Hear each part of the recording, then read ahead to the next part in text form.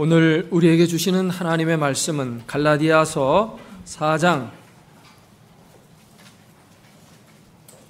12절부터 20절까지 보겠습니다.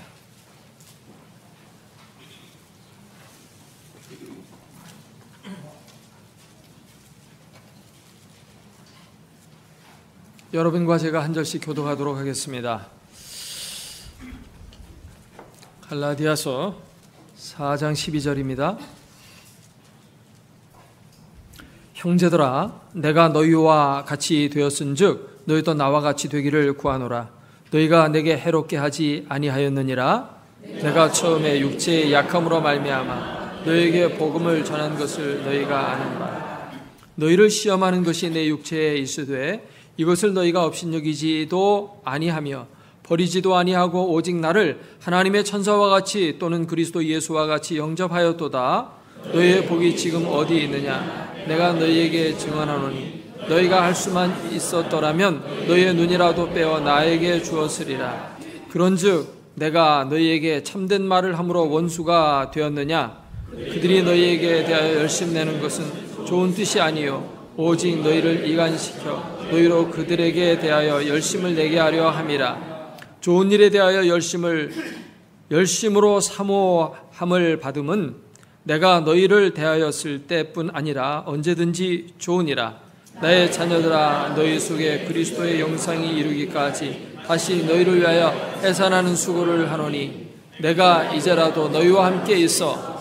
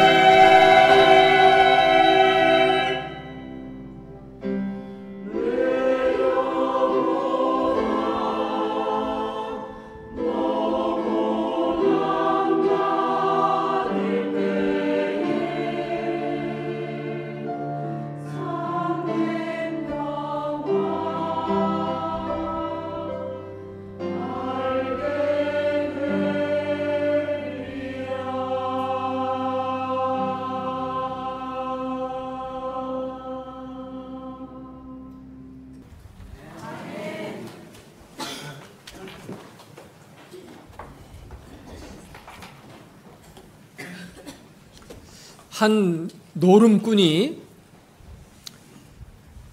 2층에서 노름을 하다가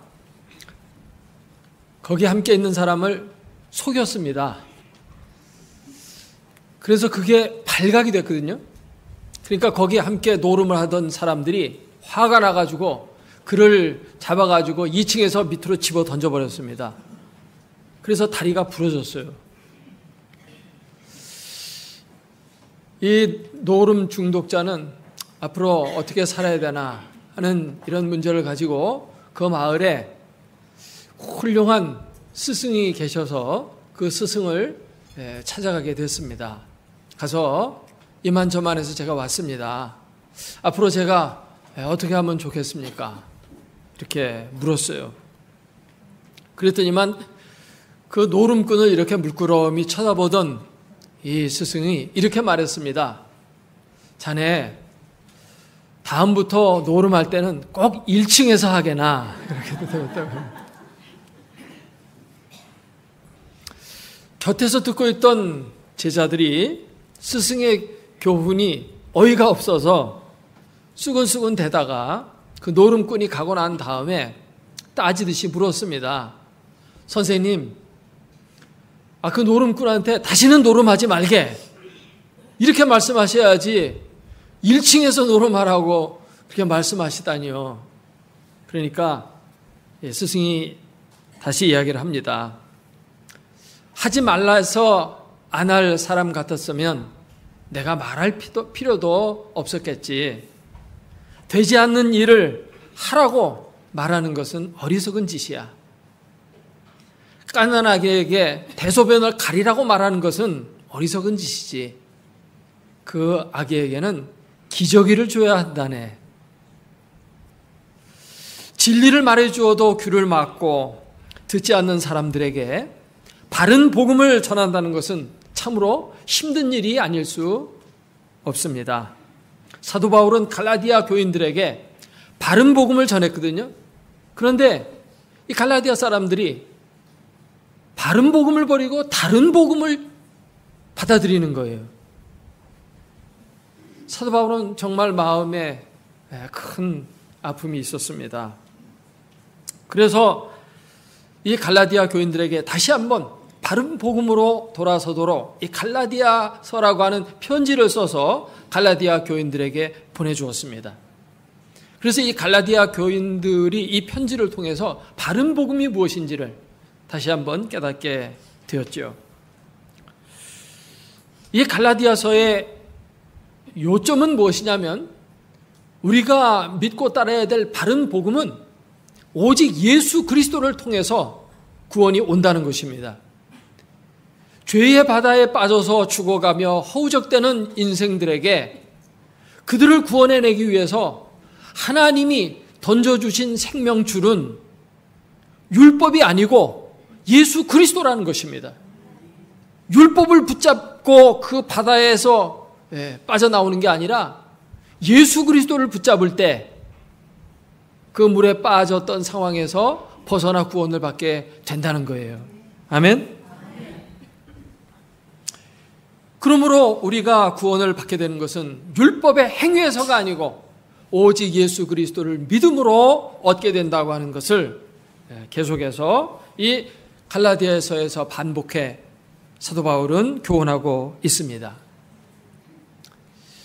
씨앗이 여러 종류가 있을 때 그 씨앗을 이게 무슨 씨인지 잘 구별이 안 될 때가 있어요. 그럴 때는 그 씨앗을 심어가지고 거기서 어떤 열매가 나오느냐를 보면은 분명하게 구별이 됩니다. 씨앗이 비슷해가지고 이게 씨가 도대체 무슨 씨인지 물론 전문가들은 알겠지만은 잘 모르는 사람들에게는 그것을 심어가지고 거기서 사과가 열리면 사과 씨고 배가 열리면 배 씨고 감이 열리면 감 씨앗이 아니겠습니까? 열매를 보면 그 씨앗이 무엇인지를 알 수 있는 거죠. 마찬가지로 사도 바울이 전한 바른 복음은 분명한 열매가 있습니다. 그런데 다른 복음에는 열매가 없어요. 엉뚱한 것이 맺히는 것입니다. 바른 복음의 열매, 그것은 곧 구원의 목적인데 구원의 목적이 무엇인지를 사도 바울은 분명하게 이 서신서를 통해서 교훈하고 있는데 그 구원의 목적의 핵심 구절이 바로 오늘 읽은 본문 가운데 19절 말씀입니다. 같이 한번 다시 읽어볼까요? 나의 자녀들아 너희 속에 그리스도의 형상을 이루기까지 다시 너희를 위하여 해산하는 수고를 하노니. 그리스도의 형상이 이루어지는 것, 이것이 바로 구원의 궁극적인 목적입니다. 이단들도 구원에 대해서 많이 얘기를 해요. 하지만 그들은 구원의 목적이 무엇인지를 몰라요. 그리고 구원의 목적을 엉터리로 얘기를 합니다. 열매를 보면 그 씨앗을 알 수 있듯이 구원의 목적이 분명할 때 그것이 진짜 바른 복음인지를 알 수가 있는 겁니다. 전에 세월호 침몰 사건을 통해 가지고 구원파가 이단이라고 하는 사실을 우리가 새롭게 인식했습니다. 그런데 이 구원파에서 말하는 내용이 뭐냐면 구원받으라는 얘기거든. 그 비슷해요. 그런데 구원의 목적이 분명하지가 않아요.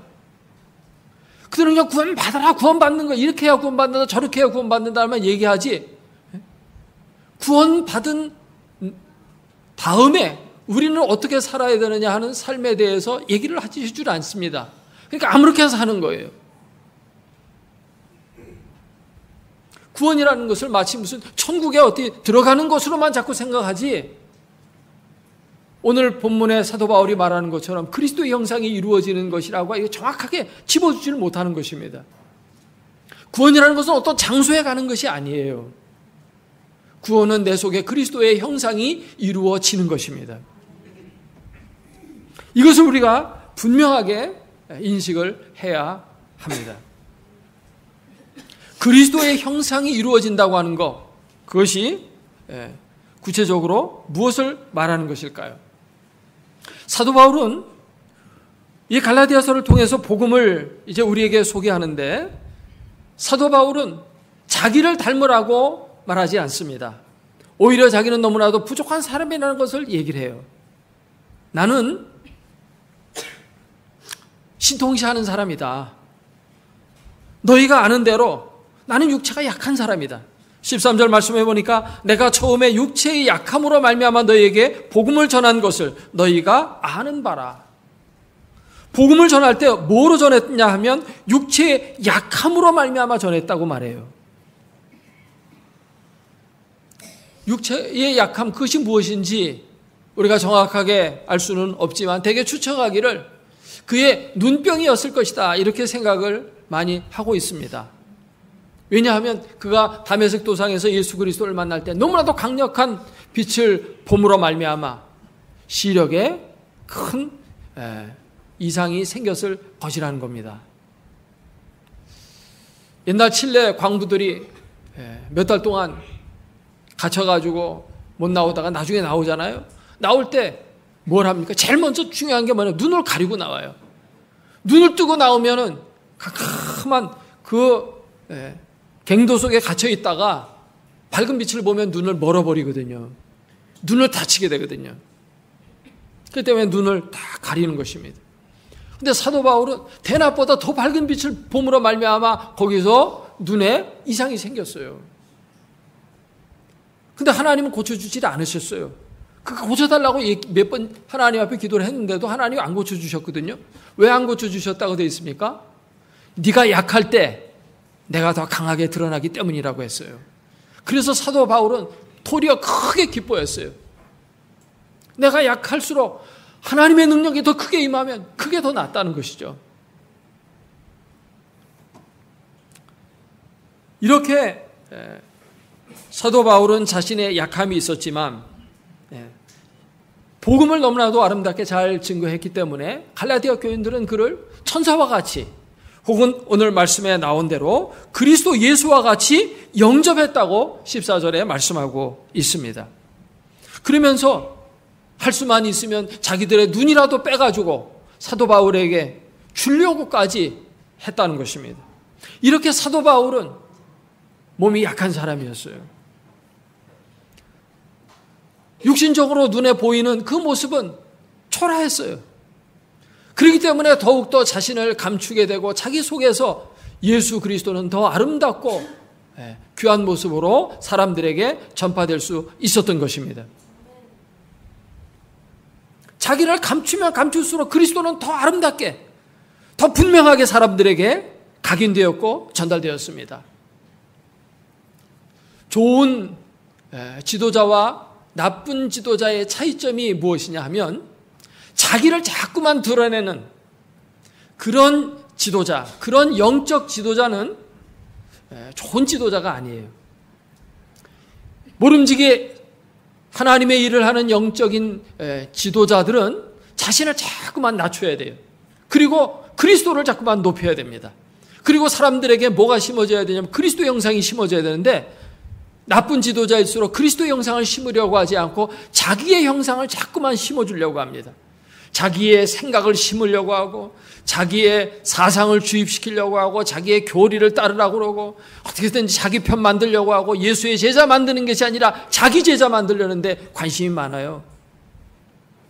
오늘 말씀에 보면 17절에 이 갈라디아 교회에 들어왔던 유대주의자들이 그렇게 나쁜 지도자였다는 것을 여기 17절에 말하고 있어요. 같이 읽어보겠습니다. 그들이 너희에게 대하여 열심내는 것은 좋은 뜻이 아니요 오직 너희를 이간시켜 너희로 그들에게 대하여 열심을 내게 하려 함이라. 누구에 대하여 열심을 냅니까? 그들에게 대하여 열심을 내요. 우리는 예수 그리스도에 대해서 열심을 내야 할 줄로 믿습니다.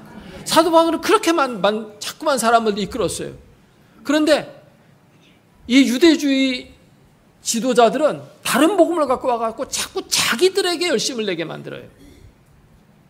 이게 바로 싹군입니다.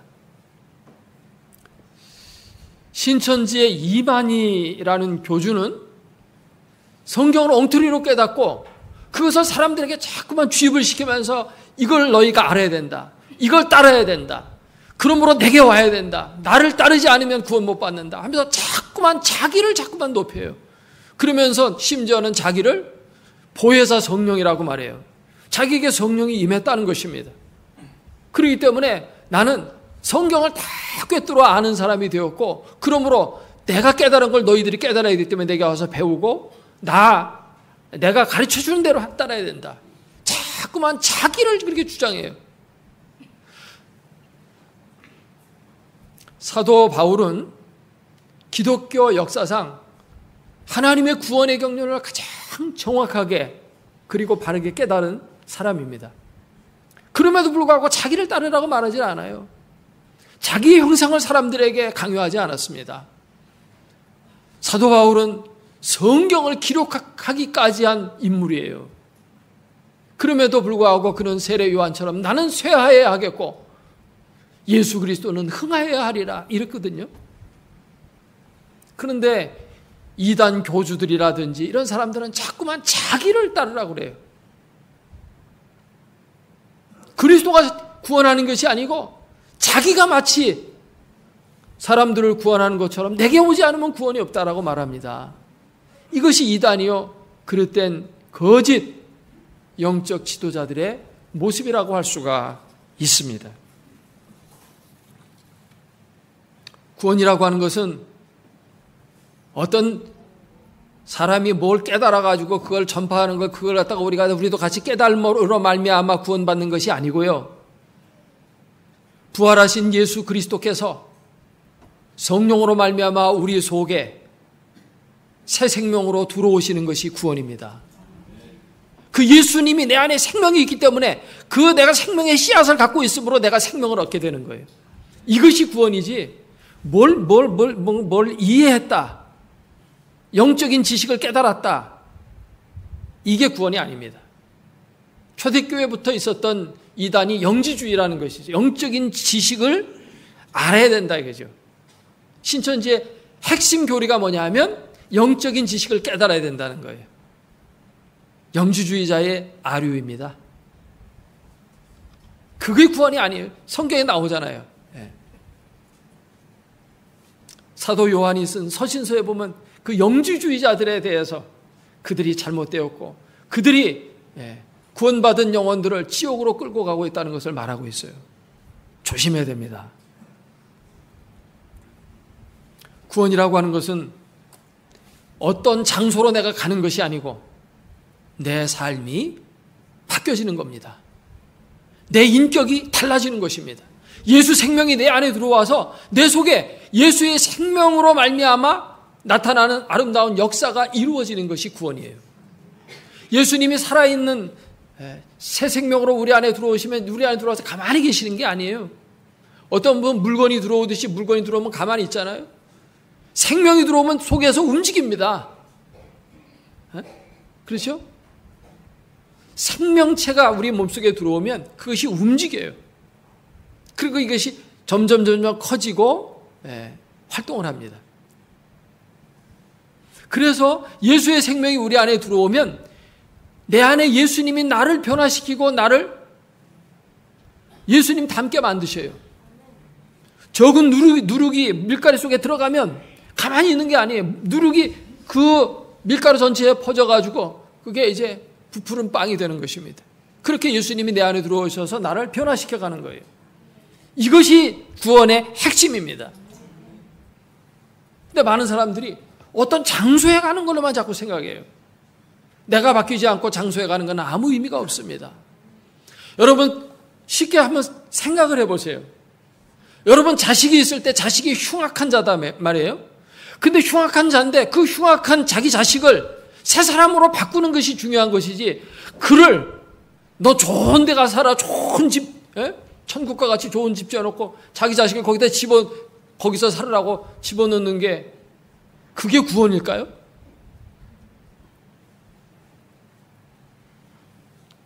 고생을 해서 정신 차려가지고 사실 새 사람 되는 게 더 중요하지 그 좋은 데 가가지고 그냥 많은 돈 가지고 펑펑 쓰면서 나쁜 짓 더 많이 하게 되는 게 그게 무슨 구원이 되겠어요? 하나님의 사랑받는 자녀들을 우리들을 구원하시는데 우리 자녀들이 삶은 바뀌지 않고 인격은 바뀌지 않고 어떤 대로 그냥 좋은 대로 천국으로 낙원으로 들어가는 게 그런 구원을 주시는 하나님이 아니라고 말이에요. 그냥 가만히 상식적으로 생각해봐도 그거 아니겠어요? 중요한 것은 하나님은 나를 변화시키기를 원하시는 것입니다. 그리스도의 형상이 우리에게 이루어지게 하는 것입니다. 이것이 구원의 궁극적인 목적인 것입니다. 할렐루야.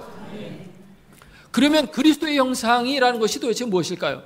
그리스도의 형상은 하나님의 형상을 말하는 것이에요.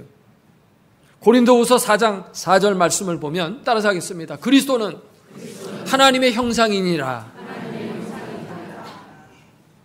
그리스도의 형상과 하나님의 형상 같은 거예요.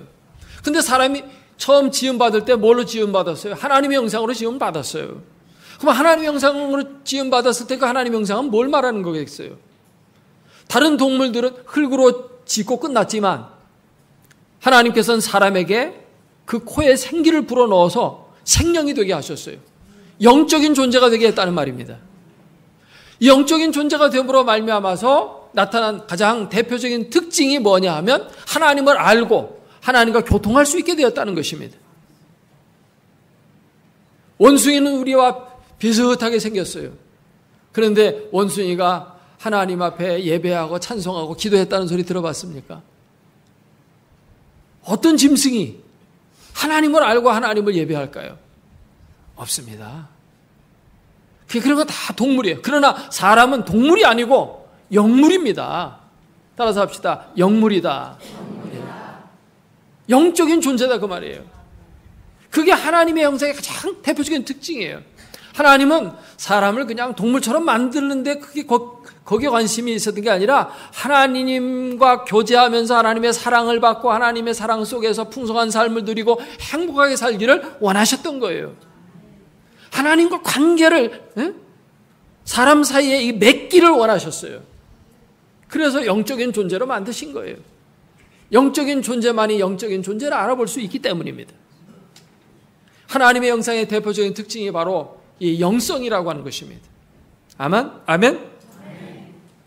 근데 이것이 이제 아담과 하와가 범죄하고 하나님을 떠나버리게 되니까, 하나님을 떠나니까 이제 영적인 그 특징이 필요가 없어요. 영적인 그 특징이 상실되어 버린 것입니다. 이 영적으로 죽었다는 거예요. 하나님을 알지도 못하고 그냥 세상에 있는 것이 전부인 줄 알고 세상 따라가면서 살아가는 삶을 살게 되었어요. 그래서 인간의 삶은 비참하게 됐죠. 인간이 뭔가 유토피아를 건설한다고 생각했지만 되질 않죠. 20세기에 들어와가지고 정말 과학이 많이 발전되고 나니까 이제 인간의 힘으로 이 지상에 유토피아를 건설할 수 있을 것이라 생각했어요.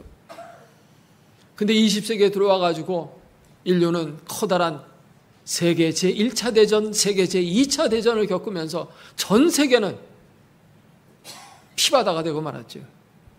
그래서 인간에게는 소망이 없구나. 인간이 유토피아를 건설하는 게 아니로구나 하는 것을 깨닫게 되었죠. 오직 하나님과의 관계 속에서 우리의 영이 살아야 진정한 행복과 구원이 오게 되는 줄로 믿습니다. 그래서 예수 그리스도께서 십자가의 복음으로 우리를 다시 살리셨고, 이것을 에베소 2장 1절 말씀에 너희 허물과 죄로 죽었던 너희를 살리셨다는 말씀입니다. 영적으로 죽었던 자가 영적으로 살아나는 거예요.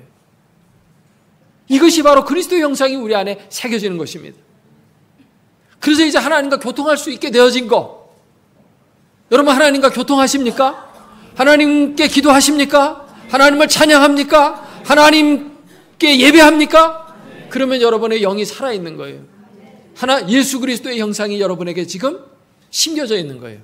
생명의 씨앗이, 영적인 씨앗이 여러분 지금 심령 속에서 지금 자라고 있는 것입니다. 근데 이 영적인 생명이 들어왔다고 그리스도 형상이 다 이루어진 게 아니에요.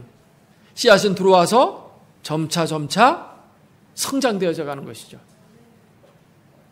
그 성장되어져 가는 모습이 뭐냐면, 오늘 읽은 본문 바로 다음 장에 넘어가게 되면 사도 바울이 구체적으로 뭐를 말씀하느냐 하면 성령의 열매에 대해서 얘기해요.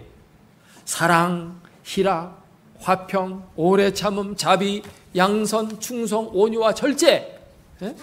이러한 성령의 열매들이 우리의 속에 맺혀져야 할 것을 말씀하고 있어요. 이런 성령의 열매가 곧 그리스도의 형상의 열매예요. 그리스도가 우리 속에 들어오시면 이러한 열매들이 맺혀져야 돼요. 근데 이게 하루아침에 되는 것이 아닙니다. 어떻게 해야 이 열매가 맺혀질 수 있을까요? 사람이 인간의 노력으로 한다고 되는 게 아니에요. 이는 힘으로 되지 아니하고 능력으로 되지 아니하고 오직 성령으로 되어지는 줄로 믿습니다. 우리가 성령을 받은 것도 율법의 행위로 성령 받은 게 아니에요. 그렇죠? 앞부분에 갈라디아서 앞부분에 보면 나오죠. 너희가 성령을 받은 것이 율법의 행위로냐? 아니면 그리스도의 복음을 듣고 믿음으로냐? 우리가 복음을 듣고 믿음으로 말미암아 성령을 받게 되었습니다. 그러니까 우리의 어떤 율법의 행위를 통해서 우리가 성령의 열매를 맺어가는 것이 아닙니다. 그럴 것 같으면 예수님이 오실 필요도 없죠. 성령님 오실 필요도 없죠. 우리가 다 하면 되니까. 그러나 우리가 그거 되는 게 아니고 성령께서 우리 가운데 오셔서 생명의 능력으로 우리 속에서 역사하실 때 그 열매가 맺혀지는 줄로 믿습니다.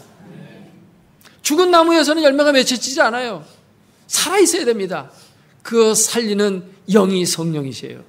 자라게 하시는 영이 성령이십니다.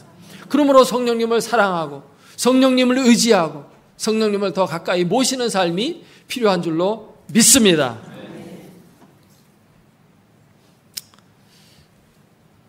어떤 젊은 성도가 토요일 밤에 교회에 찾아왔습니다. 밤늦게 목양실에 불이 켜져 있고 목사님은 설교 준비를 하고 있었습니다. 거기에 문을 열고 들어왔어요. 들어온 모습을 보니까 얼굴이 뻘겋게 되어 있고 술에 잔뜩 취해 있어요. 그 성도는 목사님에게 이렇게 얘기를 합니다. 목사님, 저는 가짜 신자입니다. 지난달에 세례받은 것도 그것도 다 가짜입니다. 그러면서 이렇게 얘기를 합니다. 토요일 이제 회사 회식이 있어서 사실 술 먹을 거 뻔해서 안 가려고 했는데 어떻게 또 가게 됐고, 가서 술 안 마시려고 했는데 또 마시게 됐고, 한 잔 두 잔 마시다 보니까 1차, 2차, 3차까지 가서 제가 지금 이렇게 술에 잔뜩 취해 여기 왔습니다. 제가 이런 모습을 하면서도 신자라고 할 수 있습니까? 저는 가짜입니다. 목사님 물었어요. 그러면 자네는 집에 안 가고 여기는 왜 왔는가? 마음이 괴로워서요. 그러면 또 하나 더 묻겠는데, 자네와 함께 술을 마신 동료들 가운데 그렇게 마음이 지금 괴로워하는 자들이 있는가? 그들이야 뭐 집에 가서 편하게 잠자고 있겠죠. 그렇네. 자네가 이 밤에 이토록 괴로워하는 것은 바로 자네에게 하나님을 향한 믿음의 씨앗이 있기 때문이야. 하나님은 바로 그것을 본다네. 만일 자네가 그렇게 술을 마시고도 집에 가서 편안히 잠을 잤다면 자네는 진짜 가짜였을 거야.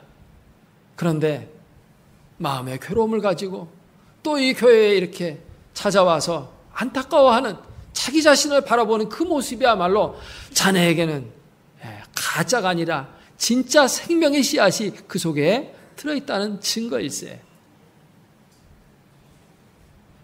우리가 예수 그리스도를 믿는다고, 예수의 생명이 내 안에 들어왔다고 하루아침에 천사가 되는 것도 아니고 성자가 되는 게 아닙니다.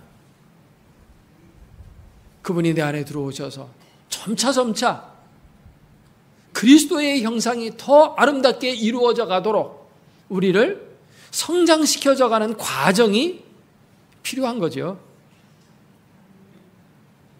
그런데 그것도 어떻게 되어지냐면 이걸 성령의 열매라고 말하고 있어요. 그러니까 성령님을 더 사랑하고 성령님을 의지하는 그러한 가운데 성령의 열매는 우리의 삶 가운데 아름답게 맺혀지는 줄로 믿습니다. 내가 하려면 안 돼요. 해보신 분은 알 겁니다. 내가 교회 다니면서 내가 열심히 내 노력으로 한번 신앙생활 해보자. 잘 안 됩니다. 삶도 안 되고 인격도 잘 안 돼요. 아름다운 인격이 잘 이렇게 성장되어지질 않아요. 하나님 기뻐하시는 어떤 열매 맺는 헌신이 잘 되질 않아요. 근데 주님을 더 사랑하고 성령님을 더 의지하고 나 자신을 자꾸만 낮추고 그렇게 하면 할수록 이상하게 나의 삶 속에 아름다운 열매가 점점 더 잘 맺혀져 갑니다. 할렐루야. 아멘. 주님을 더 사랑하시기 바랍니다. 아멘. 성령님을 더 의지하시기 바랍니다. 아멘. 성령께서 나를 이렇게 다듬어 가시고 만들어 가시는 거예요. 이것이 바로 복음이라는 것입니다. 그러므로 구원은 내가 이루어가는 것이 아니라 하나님의 은혜로 내게 주어지는 것임을 믿습니다.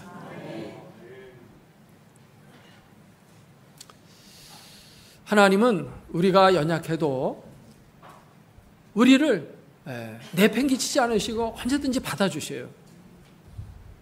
성령의 열매 가운데 온유라고 하는 열매가 있는데 예수 그리스도에게서 이 온유의 열매가 잘 보여집니다.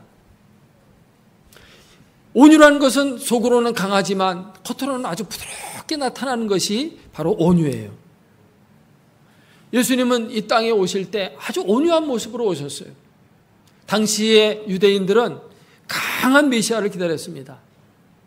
로마 나라를 다 쳐부시고 나라를 독립시켜서 그 땅에 하나님의 나라를 세울 이런 좀 뭔가 강한 메시아 그걸 기다렸는데 이 땅에 오신 메시아 예수 그리스도는 깐난하기로 연약하게 왔어요. 메마른 땅에서 솟아나는 줄기와 같이 연약한 모습으로 옥토에서 자라나오는 그 나무와 줄기는 얼마나 튼튼하겠어요. 근데 메마른 땅에서 나오는 거 힘이 하나도 없어요. 언제 죽을지도 모르는 비실비실한 모습으로 나오거든요. 예수님이 그런 모습으로 오셨어요.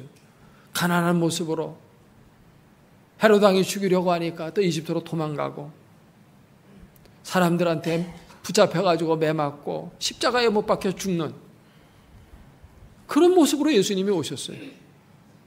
그런데 예수님이 이렇게 온유하시기 때문에 모든 사람의 구주가 될 수 있었던 것이에요. 만일 예수님이 강한 그런 모습이었다면 당대 권세 있는 사람들, 부자들, 이런 사람들만 예수 앞에 나올 수 있었을 거예요. 그러나 그가 온유했기 때문에 모든 사람이, 가난하고 병들고 소외된 자들이 다 예수님 앞에 나올 수 있게 된 줄로 믿습니다. 이 온유한 모습이야말로 그리스도의 형상이 가장 중요한 모습이에요. 누가복음 15장에 보면 그 탕자의 비유가 나오는데 거기에 나오는 아버지는 어떤 아버지냐면 온유한 아버지예요. 자식이 아버지한테 유산을 물려달라는 것입니다. 중동 지역에서 그 말은 아버지 빨리 죽고 나 유산 내가 그거 갖고 싶습니다. 그런 말과 같다고 그래요. 후리자식입니다. 그럼에도 불구하고 아버지는 그 아들에게 그대로 해줍니다. 아들이 해달라는 대로 다 해줘요. 엄한 아버지가 아니고 너무나도 어떻게 보면 나약하고 약한 모습으로서의 아버지예요. 근데 그 아들이 가서 인생 실패하잖아요. 그래서 죽을 수밖에 없는 자리에서 다시 아버지께로 돌아옵니다. 돌아올 때 그 아들이 어떻게 해서 돌아올 수 있었어요? 아버지는 온유하신 분이기 때문에 아버지께로 돌아올 수가 있었던 거예요. 만일 아버지가 엄한 아버지고 불호령을 내리고 이놈의 자식 호적에서 파버리겠다고 그러고 막 말 안 들으면 때리고 그런 아버지였다면 거기 안 갔을 거예요. 그냥 어디 딴 데 가서 살았지. 거기 아버지께로 안 왔을 거예요. 근데 아버지는 다 받아주는 아버지. 실패한 사람, 병든 사람, 나약한 사람, 무식한 사람 다 받아주는 그런 아버지로 그 계시되어 있어요. 그러니까 그 아버지는 나의 부족함 다 아시고 받아주겠지 하니까 돌아올 수 있었던 거예요. 사실 돌아온 탕자의 비유에서 주인공은 탕자가 아니고 아버지예요. 그런 아버지와 같은 분, 그분이 우리 하나님이고 그분이 우리 주님 예수 그리스도이시고 그분이 바로 주인공이라는 거예요. 죄인이 주인공이 아닙니다. 우리를 구원하시는 그분이 주인공이에요.